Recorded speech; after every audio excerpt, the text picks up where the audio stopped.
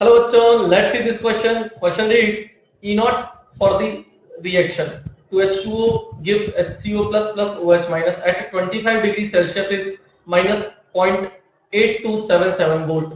The equilibrium constant for the reaction is.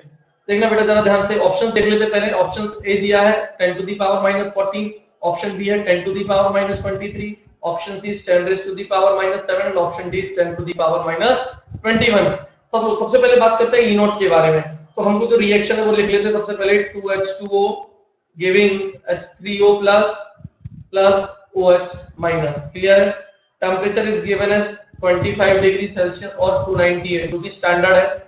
E naught cell दिया है हमको इस रिएक्शन के लिए. इस रिएक्शन के लिए ई नॉट कितना दिया है? माइनस का 0.8277 volt.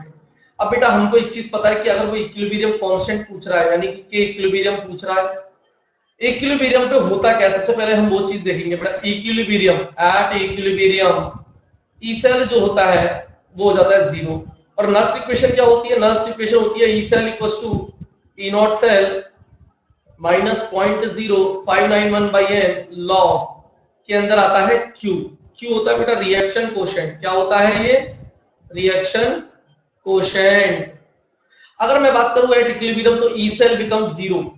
E cell becomes zero and Q becomes K equilibrium. तो यहाँ से हमारा जो फॉर्मूला बन जाएगा वो क्या बन जाएगा? E naught cell equals to 0.0591 by n log K equilibrium. Clear है.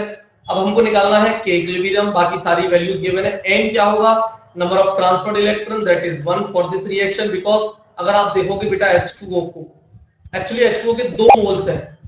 ये एक H2O, दूसरा एक H2O.